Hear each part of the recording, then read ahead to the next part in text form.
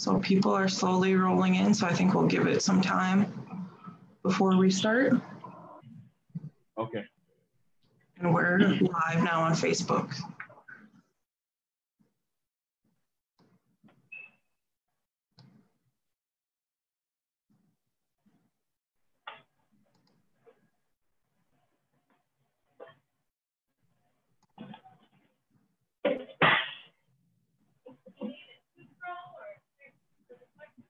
Thank you.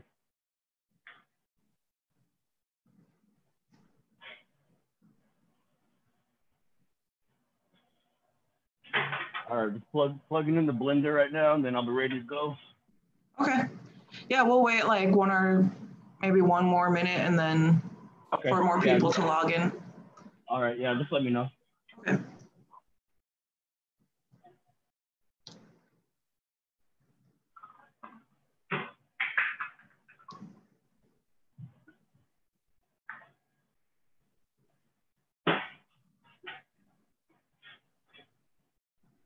Yeah, we just got done serving the elders here, so we just got done. The team just got done training up. So it was awesome. Perfect time. Yeah, you're doing a lot of good stuff over there. Yeah, it's a good teamwork. You know, we have a good core of volunteers. Mm-hmm. Okay, so I think we'll get started now. Hello, bonjour, everybody. Welcome to the American Indian Cancer Foundation's live food demo with Yazzie the Chef, sponsored by the Minnesota Department of Health. My name is Donis Chosa, and I'm a Prevention and Policy Coordinator at the American Indian Cancer Foundation. I'm from the Bois Forte Band of Chippewa in northern Minnesota and the Keweenaw Bay Indian community in the Upper Peninsula of Michigan. The American Indian Cancer Foundation remains dedicated to our mission of eliminating cancer burdens that Indigenous people face while maintaining our commitment to reducing the spread of the coronavirus.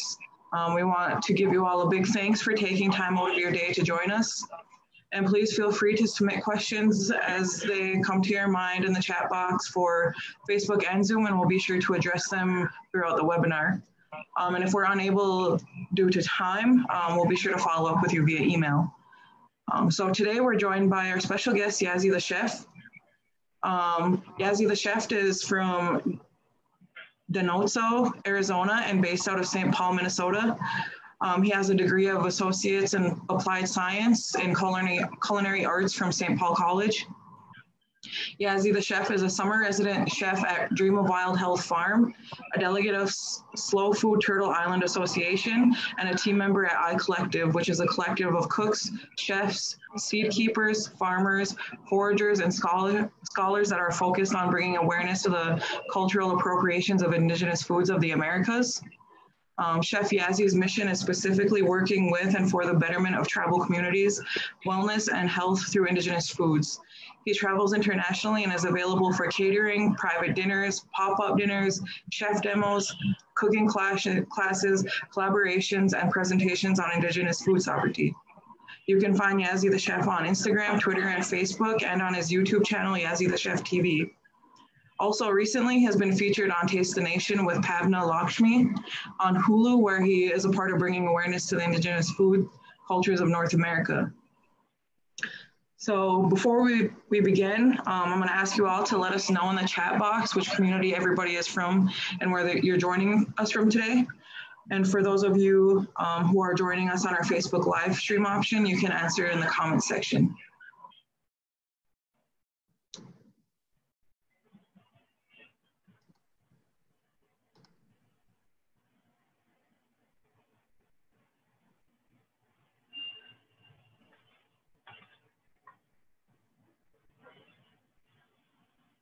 All right. Good afternoon. Wow. Good evening. Yep. Take it away. My name is Brian Yazzie. I am Navajo or Diné. I am from a she said I am from a small community called Denozo, Arizona, which is located on the northeast part of the Navajo Nation. And if you are familiar with Willamette Valley, that is basically my backyard, you know. So small community, population 2,500. and my fiance, or sorry, we just got married this week, and so my wife and I moved here 7 years ago, 2012, 2013. We moved from just a quick backstory. We moved from Arizona, from the Navajo Nation. During that time, we didn't have a lot of opportunities as in job or education. So we wanted to start fresh somewhere new. And with my wife, Hooning, her brother lives here in Minnesota with his family. So they welcomed us to move up here, back in 2013. And moving here, my wife knew what she wanted to do. That was to go back to school to become a RN or nurse. And for me, I wasn't sure. I was doing a lot of labor work. For me, I was doing like rod busting or carpentry or even masonry as well. And for me, it wasn't a passion that I had. It was just a paycheck for me. But with cooking, I started at the age of 7 with my mom as a single parent. She raised 8 siblings on her own, and being the youngest out of 8, I'm always left behind at home. My older brothers and sisters, they moved out, or some are out playing. So I remember one day at the age of 7, I'm at home, and back then, what was popular was our gargoyles, with my age. And being home, my mom came home from working at the double shift at a local boarding school dormitory, and when she came home, instead of coming home to relax, she would go straight into the kitchen, and just to cook us a hot meal. And most of the time, it was commodity food, canned food, whatever that she we could afford as a family of 9, and so one day, what brought me into the kitchen was the tapping of the cutting board, the knife on the cutting board, and the aromatics coming from the kitchen. She was making some type of soup, and at that age, I was way too young to use a knife, So I was making salads, I was putting the plate on the table, I was stirring the soup or doing the dishes, whatever I could help my mom, as a single parent, just to get some of the stress off of her. And ever since then, through my boarding school, through high school, you would always find me in the home ec room or in the culinary class, and all through high school. And one thing that I like to share is that cooking saved my life. Growing up I went through 4 different high schools. And I went through the juvenile detention centers. I went through different county jails. It was just a negative path that I was on at a young age, gang activities and, getting shot at, getting stabbed, doing chop shops. I was in that type of environment. And I remember my sisters would call me, and, just say, can you come home for a day or 2? We missed your cooking, just whatever they could do to bring me home for a couple of days, just to check on me and make sure that I'm doing okay. And that's how I came up with the philosophy that cooking saved my life.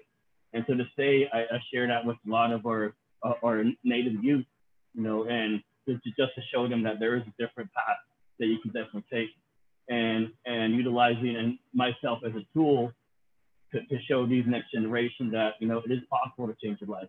So it is okay to live a positive life. You don't have to really prove yourself in a negative way.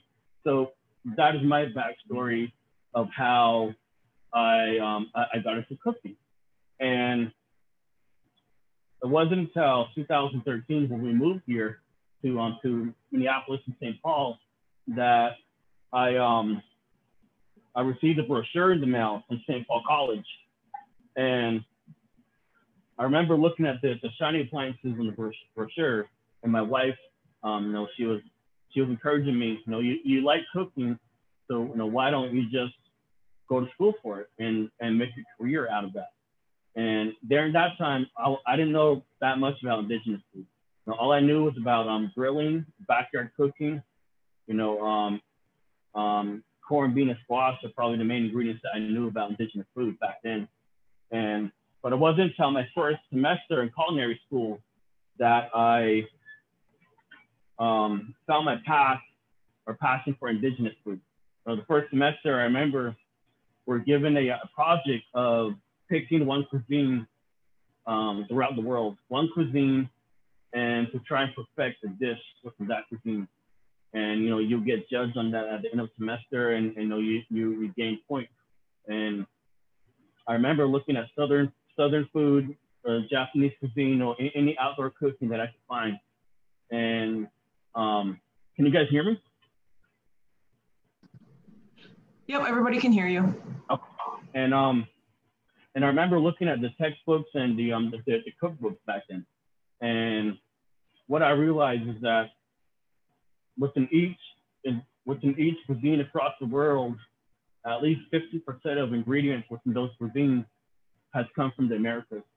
And I'm gonna echo what a lot of indigenous chefs and cooks would say, which is not only have our indigenous ancestors provide manifest destiny or colonization, but so has our ingredients as well.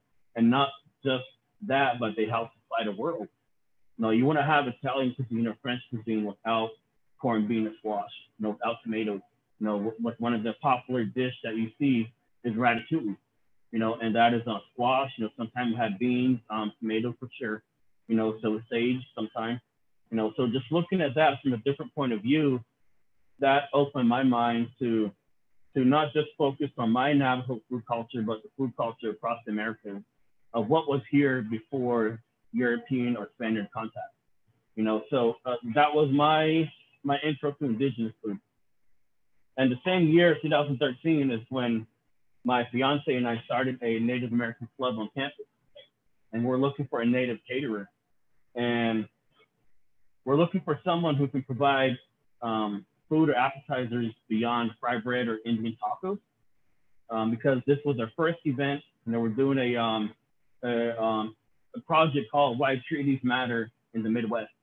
So we wanted to bring a Dakota or Ojibwe or any of the indigenous chefs within the Midwest region to represent the food within that area. And my fiance found a guy named Sean Sherman, and that was the same year that he started his company, the Sous Chef. So we brought him in, and about half the ingredients that the appetizers that he had, I didn't know what they were. So we had a conversation after the event, and he found out I was a culinary student, and from then on, he basically brought me in and became part of his core team. Back then, there was probably 3 or 4, but we started the Sous Chef catering team. And ever since then, we grew, and I came up with the philosophy of cooking in 2 worlds, and that is, for me, being on campus, cooking with dairy, with chicken, pork, beef, with gluten. And once I get off campus, I take that all out of my my philosophy, and I work with just strictly indigenous cuisine or indigenous ingredients. And that was a struggle. That was a challenge for me, but also it was a learning experience to where I could balance cooking in 2 worlds, if that makes sense. And in 2016, I graduated with an AAS degree in culinary arts.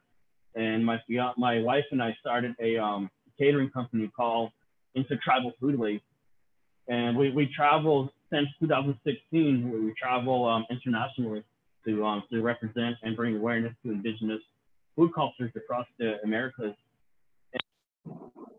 And I have been blessed ever since then to continue focus on this type of project, and also to virtual cooking classes as well, especially during the pandemic. And so what we'll make for you guys here today is two types of dish. One is with the sage and maple glazed salmon, and also a seasonal salad. We have peaches and raspberry. We're gonna make a salad out of that. And with the salmon, we have sweet potatoes. We have squash as well that's already cut up. And we have mushrooms. And we have choya bugs, garlic, and onions. And with the choya bugs, I got from San Xavier Co-op Farm, which is in southern Arizona and near the Tucson area. And also, I have temporary beans on the stove right now cooking, and that came from Ramona Farms. They have a variety of beans and varieties of corn meals.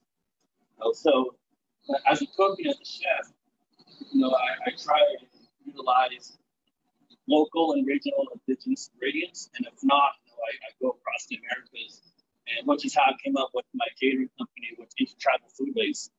Just using different indigenous ingredients from different regions, combining that into a dish, and having that tell a story of its own. So I'm gonna get started here. I know we have a short amount of time. So the first thing I'm gonna do is I'm gonna start the sweet potatoes and the squash. So I'm gonna move you guys over here to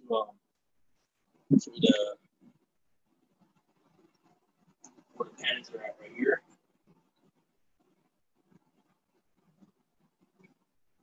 Some sunflower oil here that I'm going to use. So what I'm going to do is I'm going to saute the sweet potatoes and butternut squash, and I'm going to puree that and make that the base of the dish with the salmon.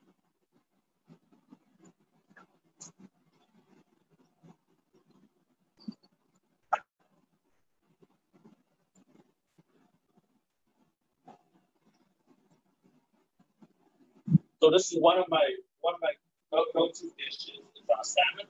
And what I like to add is just maple and sage. It's pretty simple.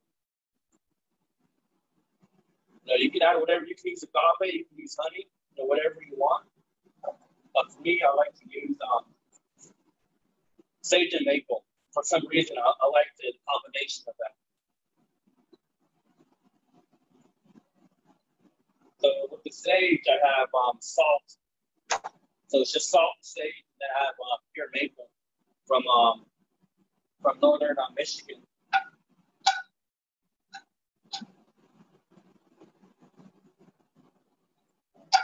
Before I start the sweet potatoes and butternut, I'm going to put the salmon on. So there's a couple ways you can cook or saute salmon. For me, I like to start with the skin side down.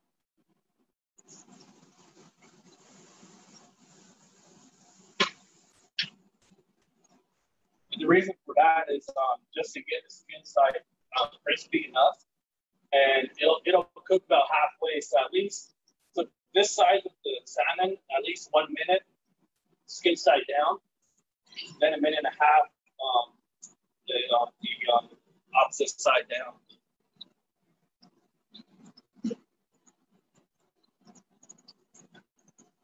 So you can use whatever seasoning that you like. I know some people are allergic to different types of herbs. Brian, or Chef Yazzie, I have a couple questions. So the first one I have is, would we cook other fish in the same way? No. Like for salmon, this is very versatile. You can sear it, or you can even bake it in the oven, or you can smoke the salmon. Or you can smoke the salmon, or you can dehydrate the salmon. So there's different ways of cooking the salmon for sure. And the same thing for walleye. You can do the same thing. You can sear it, or you can bake it, or you can smoke it as well.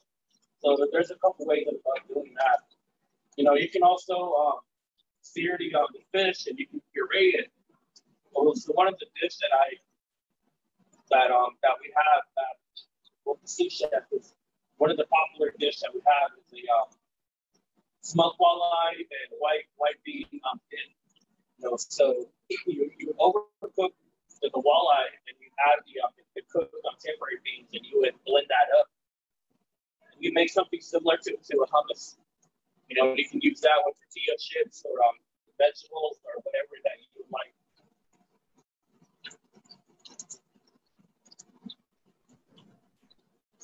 What are some of the health benefits of salmon, of eating, well, just fish, I guess, in general? Yeah, for sure. It's full of antibiotics. You know, it's full of vitamin C as well. You know, with tribes, especially in modern day Alaska, you know, they use a lot of the fat or the grease from the salmon for ceremony purposes, and also for cow grease for hair. You know, they always put the fat or the grease at the tip of their hair, you know, just to keep their hair healthy, and also for toddlers, for infants. You know, coming from being an infant to toddler, you know, you have salmon, you raise salmon, you know, and the same thing with blue corn mush as well. You know, so it's definitely very versatile. Almost done. About 10 more seconds, and I'm gonna flip that. Then I'll give it about a minute and a half. So while that's cooking, I'm going to put the sweet potatoes and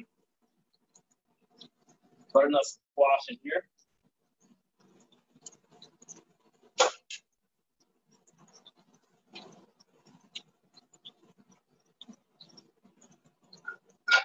So I have the pan going a little bit before we, about 5 minutes before we started going live. And the reason for that is, you know, when you're a cook or a chef, you know, you just have to have your pan ready to go at all times. So the top part is cooked, the skin is nice and crispy right now. And now I just flip that over.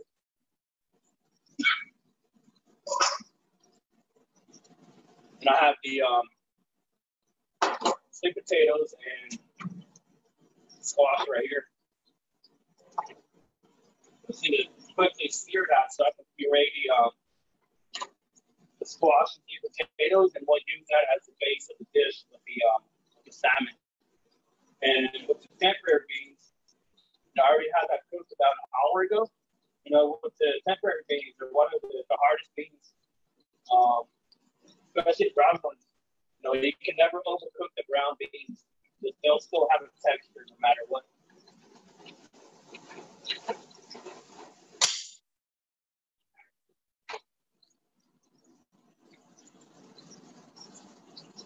All right, so salmon's almost done.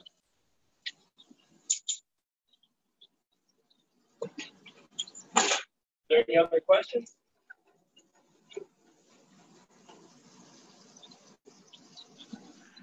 Not at the moment, but just to remind participants and people viewing, if you have any questions, feel free to ask at any time and we'll go through them as we can.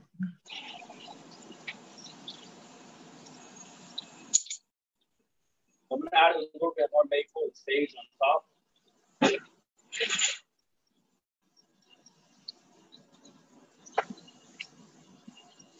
For me, I like the flavor of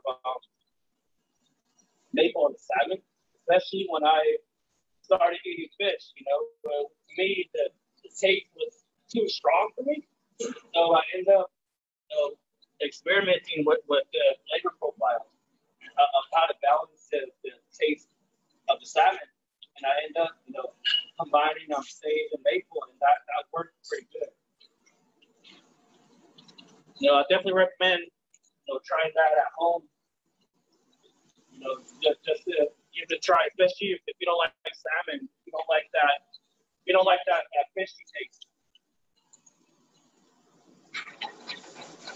So we have a couple questions here. The first is, do you have any recipes available? Yes, I do. I actually have the same dish on my YouTube channel. No, it's a bit different, but the base of it, the recipe, I have on my YouTube channel, and I can definitely share that with you guys as well.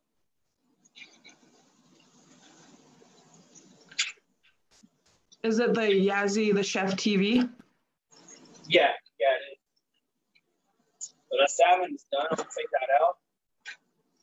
And the sweet potatoes and squash is just about done. You know, it's already charred up. And the reason for that is I already have the pan hot. You know, all I have to do is just add the oil and then add the ingredients.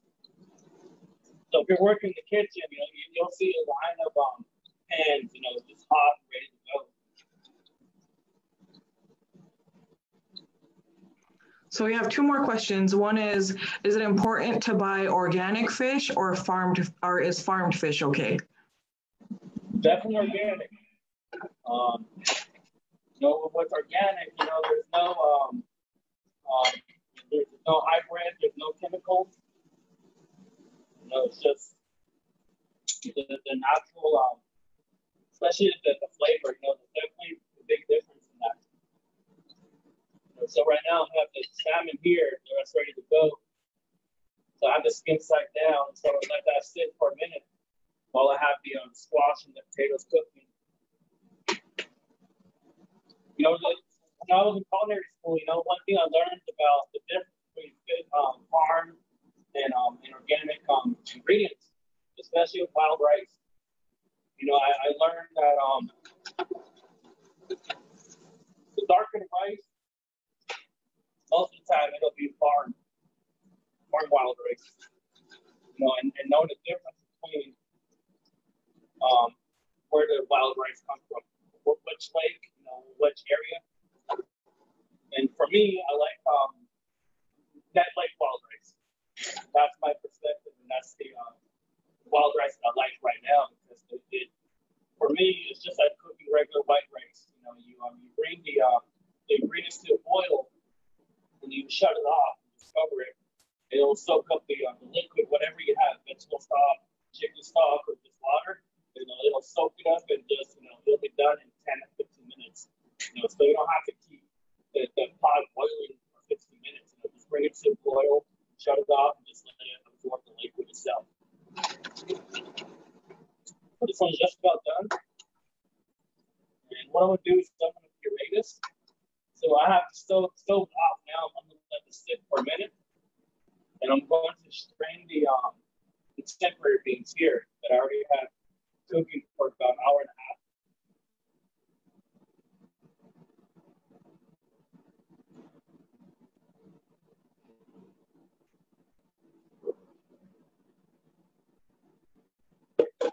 And that's just part of the dish for the salmon. All right. So we have another question, and it says, what kind of maple syrup do you use and where do you get it? Yeah, so I mean, for me, it depends. The maple syrup that I have right now came from northern Michigan.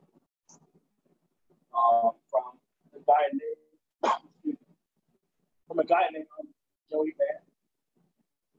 He has his own farm in northern Michigan. So, but currently he's the one of my go-to guys right now to get the maple syrup.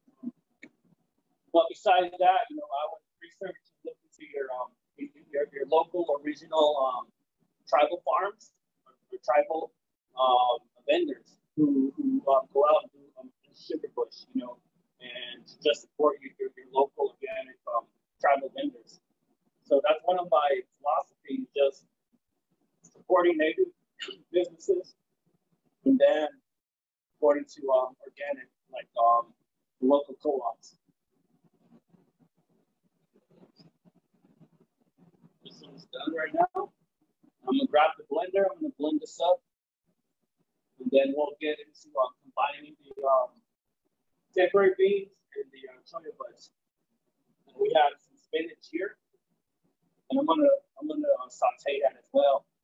Then I'm gonna mix it with the choya buds and the temporary beans.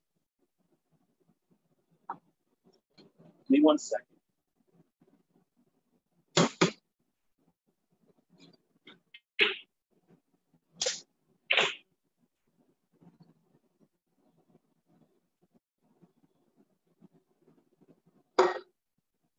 it might get a bit loud when I'm curating the ingredients, just to let you know.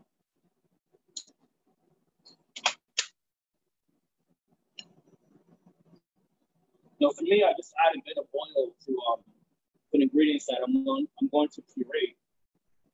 You can add salt, you can add different seasonings. But for me, I like to use the natural flavor from these ingredients and not overpower with different ingredients, like the different herbs and spices. And the grease that's in here, so I'm going to use as well. What type of oil are you using? Say that again. What type of oil are you using? I'm using sunflower oil. All right, so I'm going to run this.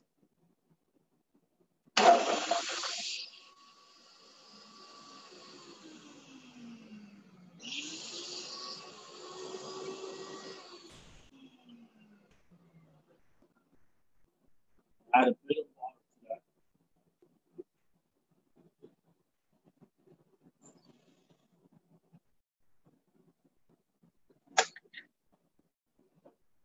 When you're at home cooking, or if you're in a professional kitchen, you can add whatever ingredients you want. Just like I said, but for today, I'm just trying to have the ingredients talk for themselves.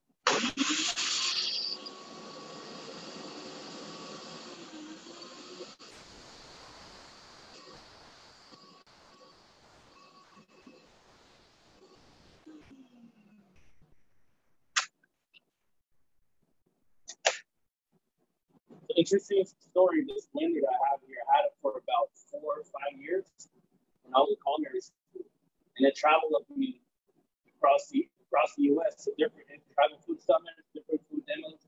Even went on the airplane with this blender as well. So it's one of my go-to equipment I definitely use. All right, so it's all here. You can see that, but it's all blended up, pureed.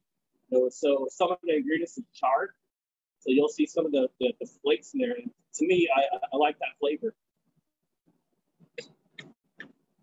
But if you like to keep the original color, the orange or the yellow, you would just boil the sweet potatoes and squash, just to keep that color. But today, I just end up sauteing it.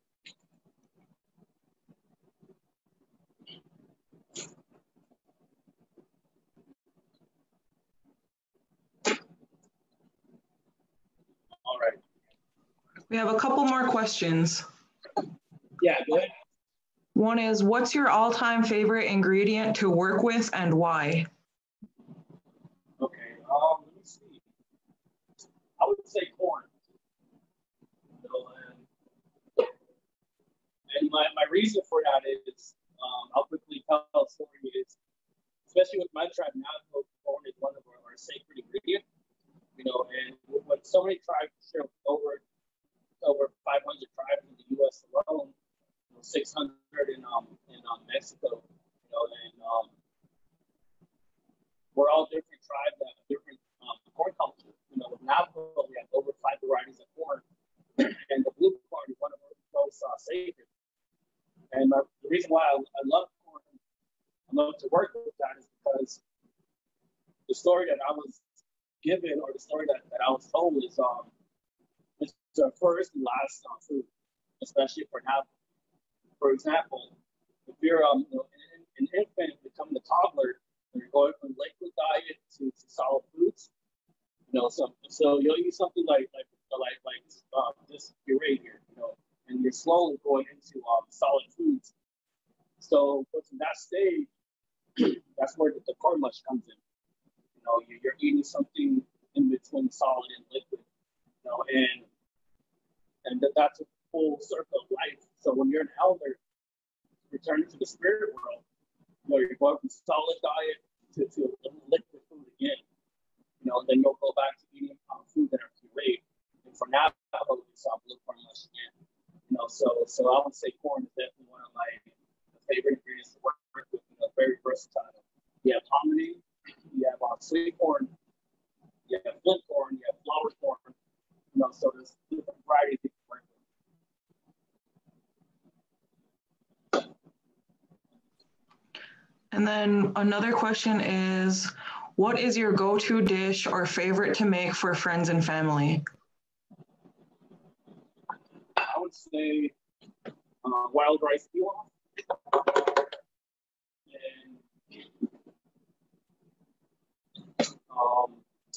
So you can make a salad, and you can make a pilaf out of wild rice. You know, you can add whatever ingredients you want. But for me, I like using acorn squash.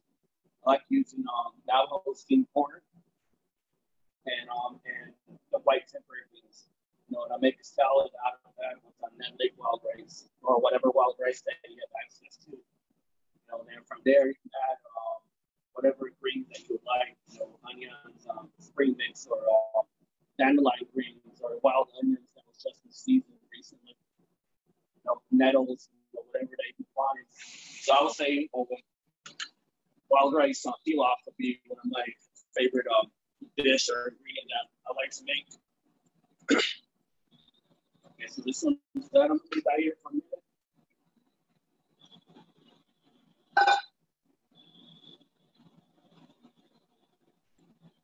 So what I'm gonna do is I'm gonna combine the beans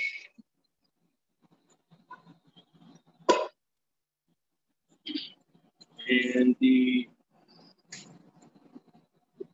choya buds. So one thing I can show you is the choya buds came from San Xavier Farm. You know, so there's a big difference between the dehydrated and the rehydrated.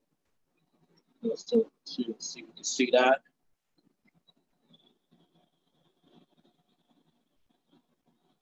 So it's definitely seasoned right now in the Southwest for sure. So I'm just going to combine these two here.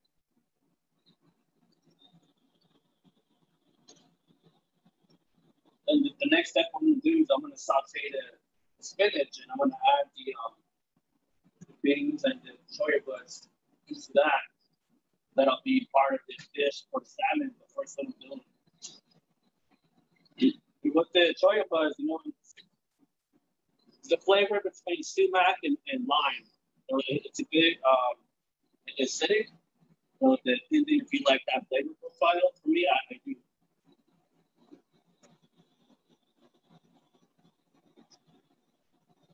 So those are the temporary beans and the choya buds. You can definitely make this out of, if you're doing chili beans at home, this would be pretty good as well. It's just something different. So let me grab a pan.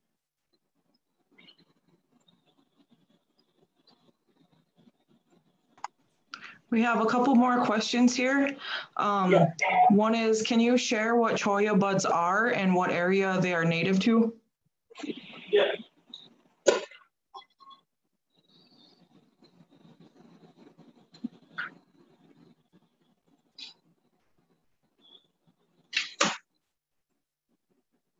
Yeah, so choya buds are part of the cactus family.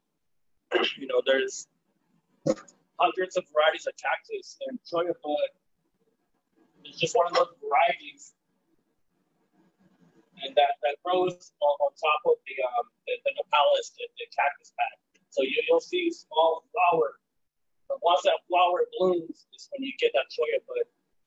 You know, that's anywhere from southern Colorado, New Mexico, southern Utah, into Arizona, southern California, into Mexico, down to South America.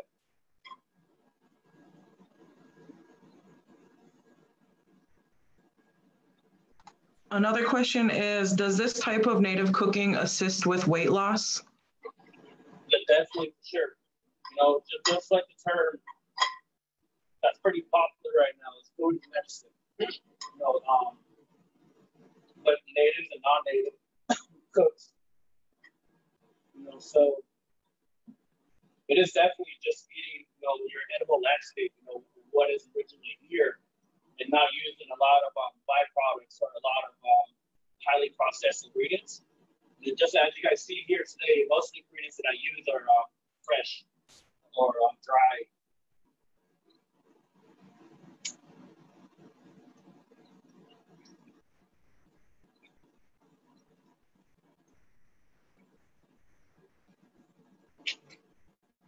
So what I'm doing, I'm just roasting or sauteing the spinach here. And I'll reduce by half the size once it's done cooking.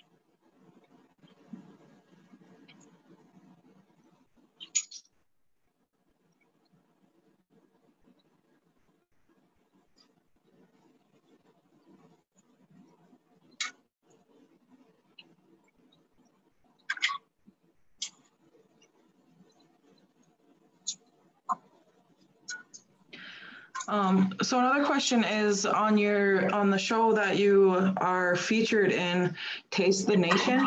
They talk about a lot about food sovereignty. I guess my question would be, what does that kind of mean to you? So for me, there's different point of view for sure. If you're a cook, if you're a seed keeper, seed saver, if you're a farmer, if you're a forager, it all depends what perspective you are with the food world. And for me, it's just knowing your surroundings.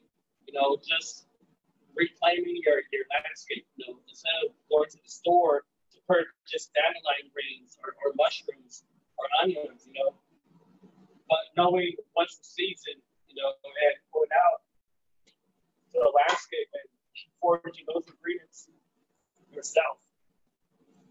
So to me, that is food sovereignty. That's just reclaiming the landscape.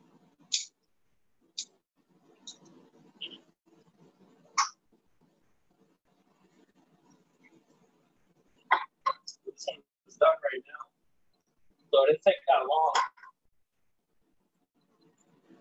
So what I'm gonna do is I'm gonna add the beans and the soy buds.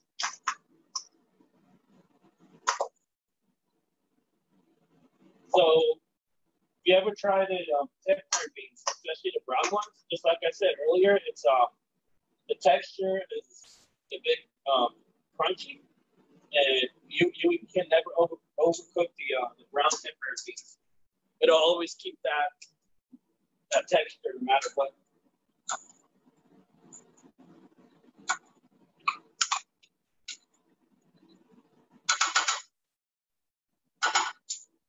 We have a question that says, what kind of greens are you cooking now? So I had spinach in here.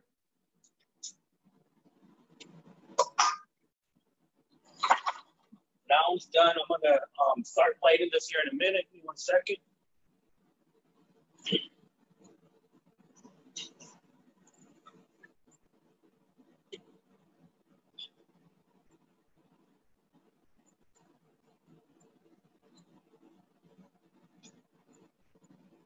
Not sure if you guys can see, but we have our own security guard here in the kitchen. So one of the coworkers, brings his dog to work. And it's definitely part of the family. He knows coming to the kitchen. He knows where the boundary line is. and that's rare to see dogs. All right, so I have the beans here. And I have the salmon here.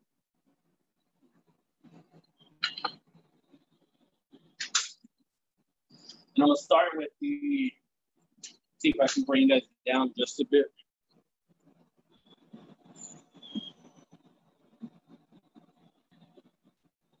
Okay. I'm gonna start with the sweet potatoes and squash.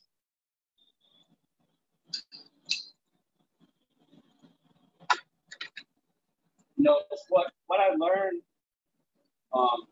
being a cook or a chef, is that I'm also an artist, and what I mean by that is an MC plate would be my MC canvas, and you can do whatever you want with that. Food is definitely art as well, whatever you want to do with that. I'm just gonna spread out the sweet potatoes and the squash right here. You can play it however you want.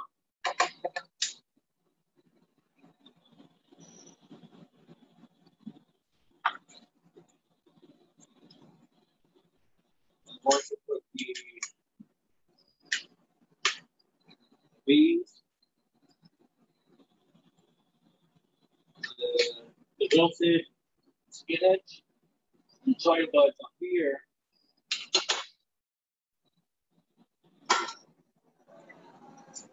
And the last thing I'm going to do is I'm going to add the salmon. You know, it depends however you want to plate the salmon. You can do the flesh side up, or you can do the skin side up. You know, and just looking at the plate, you know, I would do the skin side down, something like that. We have some leftover maple syrup right here that we have here on the line. I'm just going to use that and put that on here.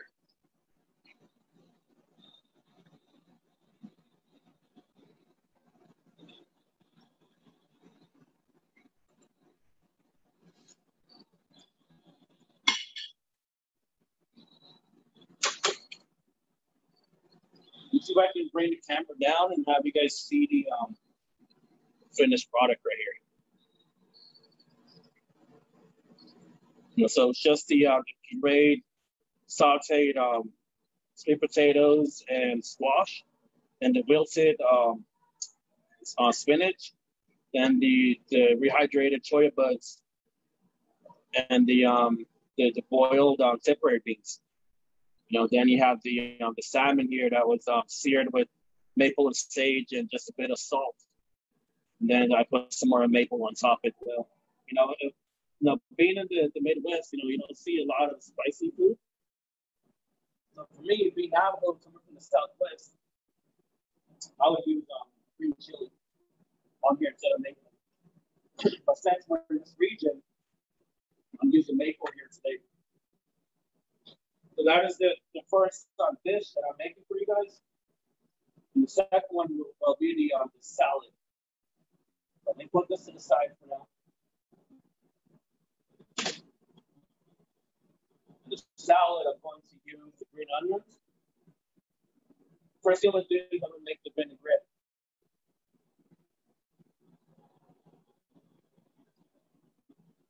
So the only part I want to use is the green part right here. The top part of the green onions. This part I will save for something else later on. You guys have any other questions?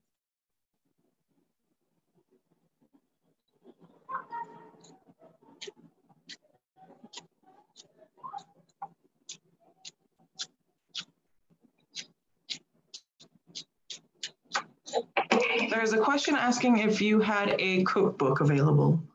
No, I'm actually working on a cookbook, and it's taking longer than I thought. So it's I had a couple contests and a couple of paths I want to take the cookbook. One is working with the inner city native youth. You know, where we created a lot of recipes, and those recipes I saved. You know, and I'll let's do cookbook. You know, telling stories, working with the youth, and having them, you know, share the recipes as a collaborative effort. And the different perspective that I have on a cookbook is using the title tribal cuisine, you know, meaning the past 5 to 6 years traveling across the U.S., you know, learning different techniques and different methods and different ingredients from different tribes, and using that in a cookbook to tell stories.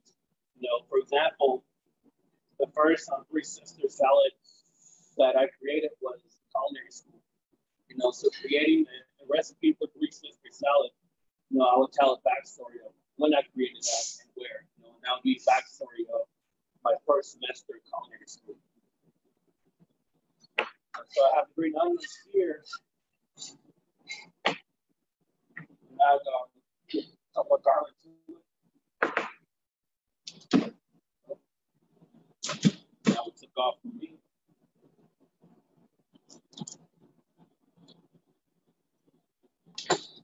Somebody asked, are you inspired by a certain region when it comes to cooking? No. I like to keep an open mind. There's a good amount of cooks and chefs out there who focus on indigenous food, and most of the cooks and chefs who are working in this type of path is they're more focused on their regional food. For me, I would love to focus on just the Southwest or Navajo food culture, but since I'm living here in Dakota territory, I and Ojibwe food culture as well. Just learning these different food ways. I like to keep an open mind and just work with these different ingredients across the board.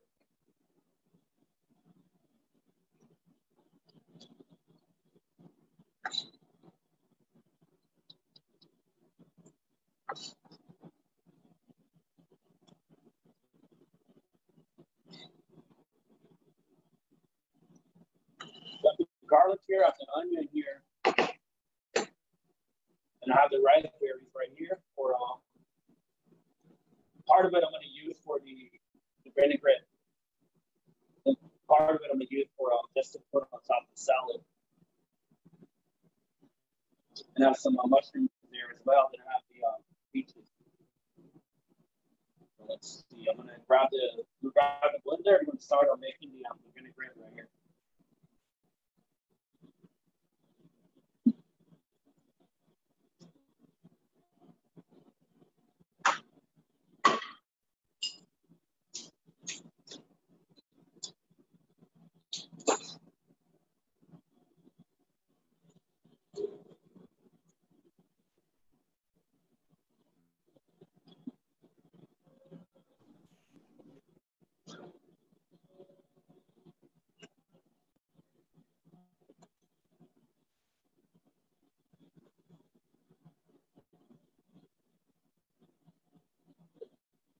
All right. Do we have any other questions? Yes, we do. Somebody asked, are there any other meats that you might recommend other than fish? Yeah. Me, I like to work with a lot of game meat. So, like, for me, it would be, besides using salmon or walleye or bison or moose or venison, I would recommend doing some of the wild game meat that you're not familiar with, or haven't cooked with, as in beaver or even muskrat, and wild turkey. Some of these different odd ingredients that people don't really work with. I'll definitely recommend trying that.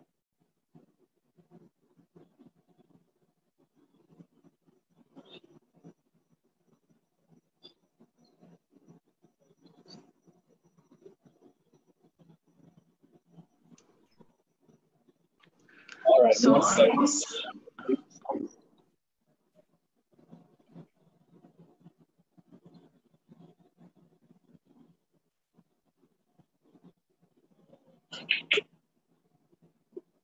all right. It's gonna be a bit loud for a second. So I just switched up the blender. And what I'm gonna do is I'm gonna mix up these ingredients and make it quick vinaigrette. For sweetening the vinaigrette, it's open game. You can use whatever sweetener you can use. For me, promoting and advertising wellness and health, I like to use the natural sweeteners. And some of the natural sweeteners would be for sure maple syrup, agave, honey, birch syrup. Those are some of the main ingredients that I definitely recommend to use.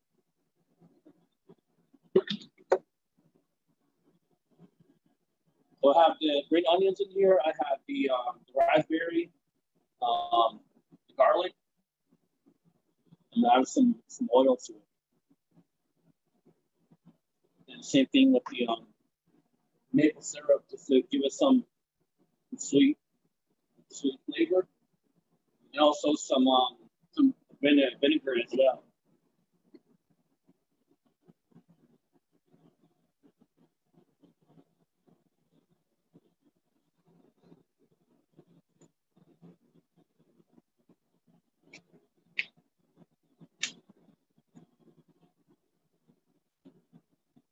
when you're adding vinegar, just try starting with a small amount, depending on how you like your vinaigrette.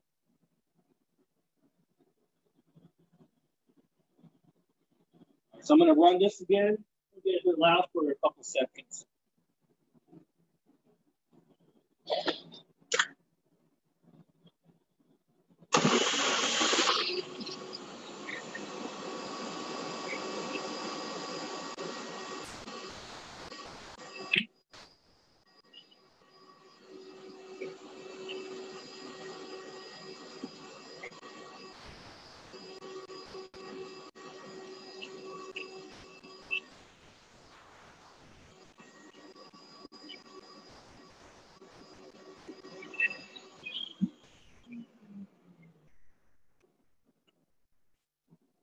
I'm going to add a bit of water to this.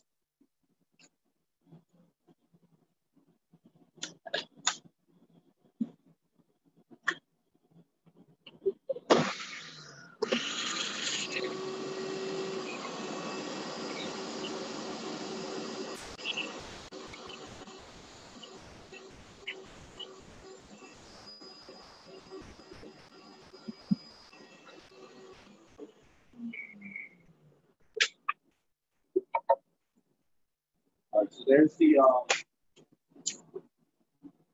raspberry vinaigrette that I just made for the salad. Now I'm going to work on cutting up the peaches for the salad.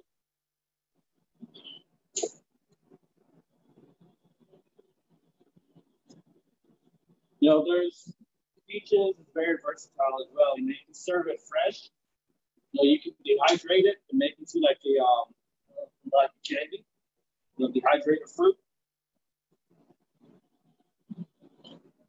Or you can slice these up and you can grill it on the grill. And just to give it some char, some flavor. So you can add that to your salad as well. I'm gonna flip the cutting board over. Earlier I had the salmon on here and then I had some of the veg. So just flipping that over. So I'm gonna work on I already washed and rinsed the peaches.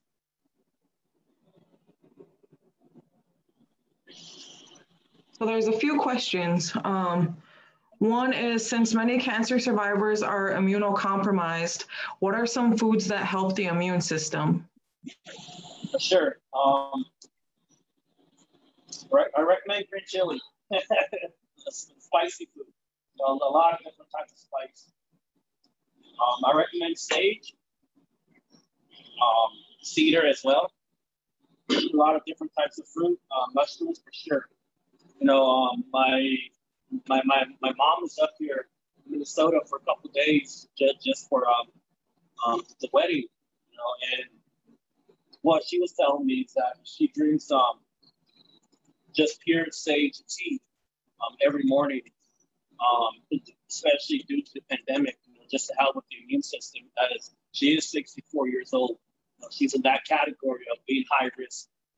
She's not disabled, but she's an elder at that age where she has to be careful. So she makes cedar tea or sage tea. And I was asking her, do you add sugar to it? What do you add fruits to it? And she said no. She said she's old school. She just wants just the sage or the tea. Just with water. With oil, and that's all. That's what she would drink in the morning and at night as well, just to help with her immune system. And even sweetgrass as well.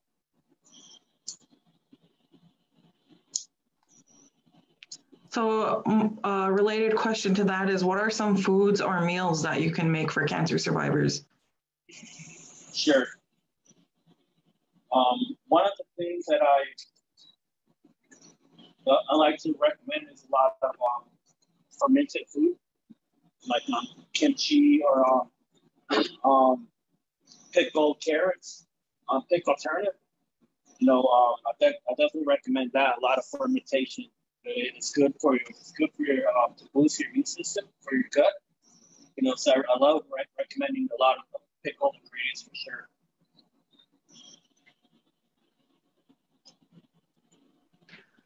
And then another question is, what type of oil did you use for the raspberry vinaigrette?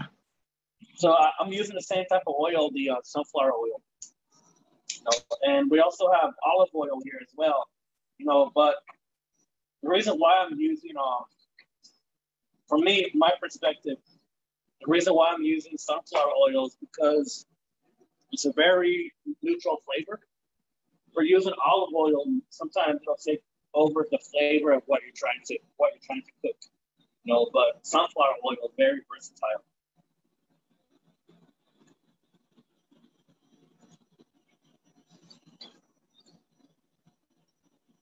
I'm gonna slice up the peaches here. I had it in the fridge, so it's kind of hard to get it off the seed. I should have left it out and keep it at room temperature, so it would have been easier to get it off the seeds. I'm sure some of you see me struggle with that right now. So it's a bit on the cold side. So I recommend definitely leaving it out on the counter or the table for at least 30 minutes before you cut into it. So it'll be a lot easier to take it off the seed.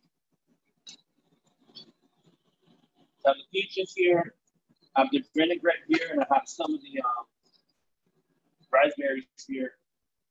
And what I'm going to do is I'm going to cut some of the mushrooms.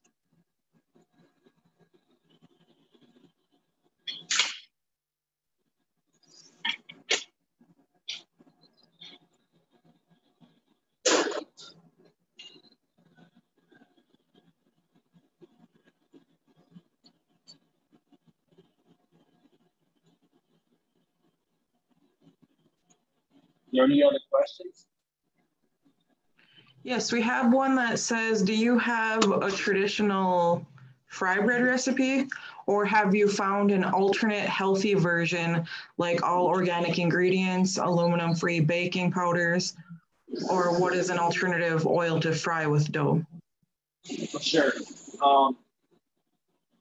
I never learned how to make fry bread, but I do know how to make the dough, which can be made for fry bread or made for tortillas. And just my focus of cooking is just health and wellness. So I stay away from fry bread. There's so many people that can give you recipes for that for sure. It takes to do it for sure. But just the story behind that is just it's the reason why I don't serve or cater fry bread. But if you're trying to step away from fry bread, what I recommend to do is doing a 50-50 flour, meaning 50% wheat flour and 50% cornmeal. And the very fine cornmeal, I'll recommend that. You mix that up same way you're making fry bread or tortillas. There's definitely a different taste to that. And when I was moving away from fry bread, that's one of the things that I did is doing a 50-50 flour. And it's definitely more flavorful, with the cornmeal. All right, give me 1 second.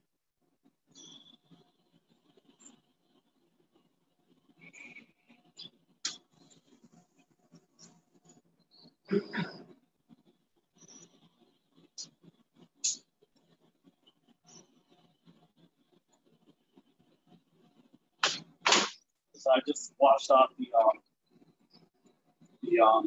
cutting board that I had. All right, so I'm gonna cut up some of the mushrooms here. If you're doing something similar to fry bread, you're trying to move away from wheat, I recommend trying the corn flour or almond flour. So even wild rice, you can do puff wild rice, dry heat, with just on medium heat, and just saute the wild rice, and they'll start popping. It's similar to popcorn. And once they end up popping, put it aside, have it cool down, then you can blend that or you can grind it into flour. You can definitely use that as well.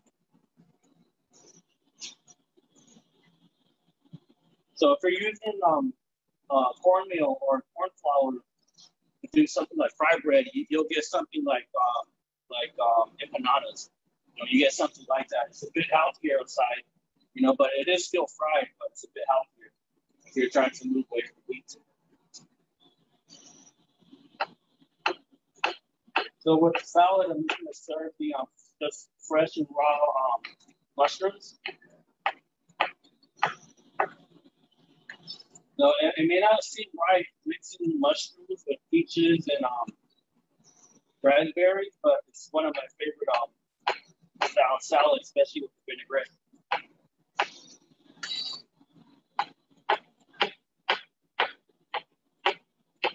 That's all I need. Mushrooms here. You know, you definitely plate your salad anyhow you want. You know, your own creativity.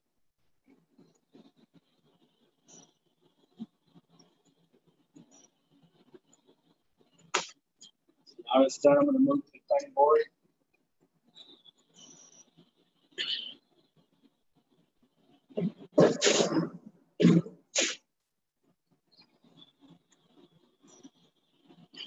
Or as you can see, I always have a rag on me, especially for in the kitchen. You know, bleach or sanitary liquid, you know, whatever you have, just always wipe down your area. Especially for feeding you know, community, especially for feeding the elders. You know, you just have to be protective. And you know, if I was cooking for the elders, I would have my mask on. I would have gloves on.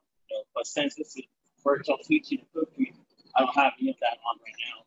And I am in a safe space. You know, we're all practicing social distancing here in the kitchen for sure.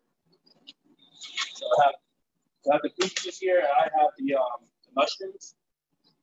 And we have the raspberries here, and the mixed greens, and the vinaigrette.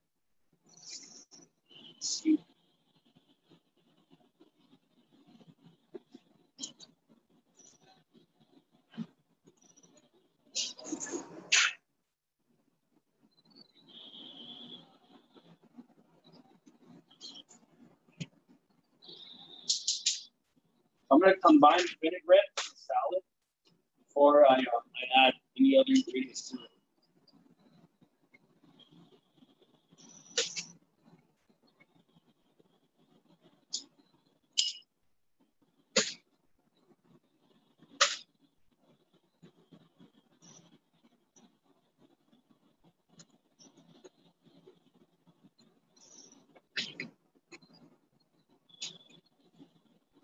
So we have a couple questions here. One says, love your story, please include in your cookbook. My sister is a cancer survivor, but still smokes. Is there anything you might suggest food-wise that would assist her in staying healthy? Repeat the last part again. Right. Is there anything you might suggest food-wise that would assist her in staying healthy? Sure. Especially this season right now, you know, you have a lot of fruits that are coming into season. You know, here in the kitchen, we have one of our core volunteers, Vanessa, and she does a lot of fruit drinks, fruit water, or whatever you may call it. She does a lot of that daily, and that is for the staff here. It's just to keep us healthy and keep us going. I definitely recommend any type of fruit drinks. You know, especially if you have soy or bubbly, any type of sparkling water. We'll definitely add some pureed fresh fruits and a little bit of maple sugar or any type of sweetener. And especially for a diabetic patient, you know, you got to step away from the white sugar, you know, and the processed sugar. Definitely recommend using the natural sweeteners, as it is majority of the time it's safe below the 55-point line of the glycemic level, you know, especially for diabetic patients, for sure.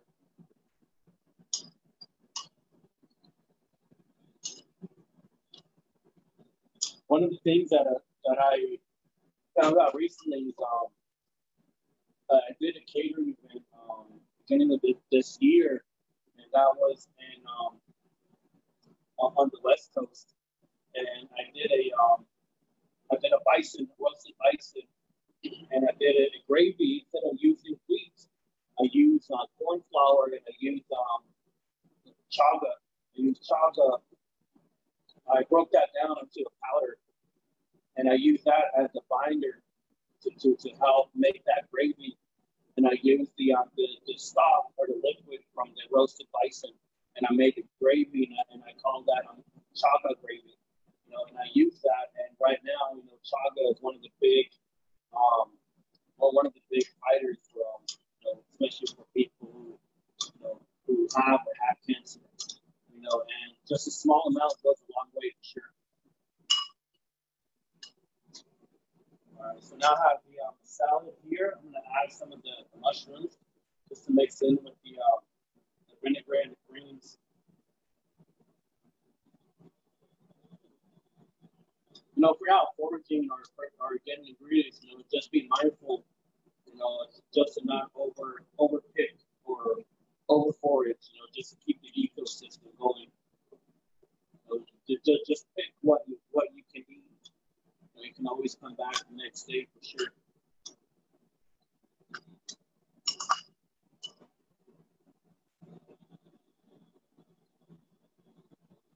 All right, so I'm gonna plate the salad so you guys can see me.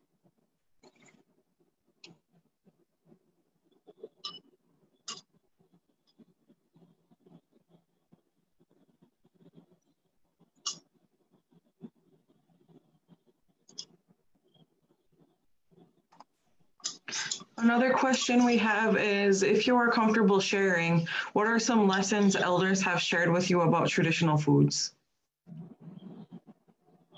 Sorry, say that again. Yep.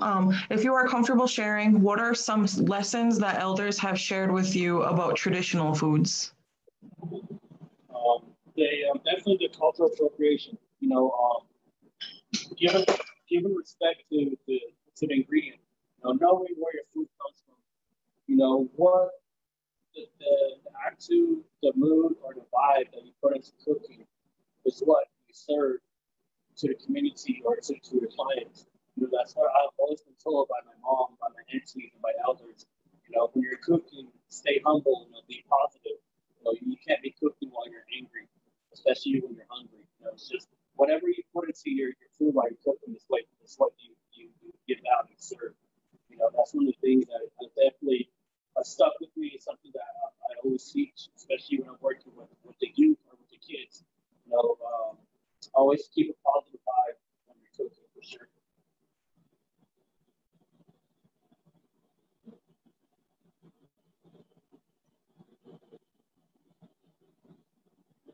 So I'm deciding the peaches to on the salad right now, and then I'll add the raspberries.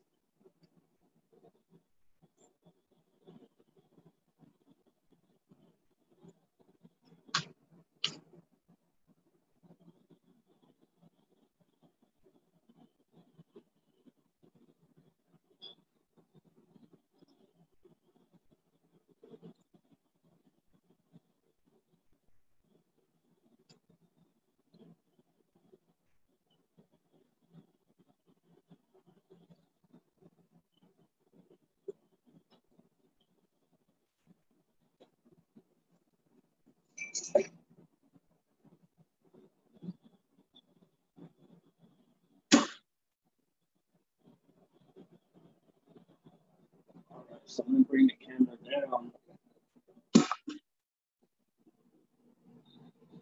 Here's the salad. You have the peaches. You have the raspberry, the greens, the mushrooms, and then the vinaigrette. So it's something simple, but very flavorful and very nutritional as well. So we have that. Then we have the dish that I made earlier is the salmon, the maple and sage seared salmon with the cactus or choya buds and the brown tipper beans and the wilted or seared spinach. And then the bottom we have the pureed sweet potatoes and butternut squash. That's really what we have for you here today. Something you can definitely make at home. It's very easy. And I have a couple of videos on my YouTube channel with these dishes as well. You know, and I can definitely share the recipes for sure. Great, thank you so much. Chef Yazzie. That was one of the questions somebody asked too, was would it be possible to share the recipes via email to attendees? So maybe we'll just look out for that and we can be sure to send those to all attendees and participants. Sure. Food looks beautiful. It looks so amazing. So I want to say, so yeah, big miigwech, Gitchi miigwech for, joining us today and, teaching us some cooking skills, and we really appreciate it. Yeah, definitely. Thank you for the opportunity to share just a little bit of live demo with you guys. It would have been great to have the actual audience here in front of me so we can have a sample, Well, we know that you're busy over there at the Minneapolis American Indian Center, doing really good work and helping out the elders. So yeah, we appreciate you. Sure, we just have to keep going. Besides, we can't have the pandemic stop the work that we're doing. So just as what we're doing here today, virtual teaching, virtual learning, instead of having a live audience, which we can't do at this time. So we're finding ways to keep moving forward, especially with food sovereignty and especially with serving the elders here in the Twin Cities. It's just knowing your roots and knowing knowing how to use your talents and your skills and your network and your platform, to just stay grounded and never forget where you come from, and the work that I do is just, it's just stay true to the community, especially from Arizona and Navajo. My wife and I moved here, like I said, 7 years ago. We have a welcome with open arms by Dakotas and Ojibways and family friends. And it's just adapting to the environment. The food culture where I'm from is very different from where I'm at now. It's just learning, researching, and being respected to the community, to the landscape for sure. Great.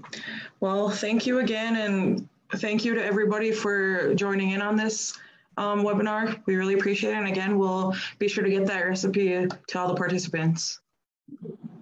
And thank you. Have a great week. You too. Bye.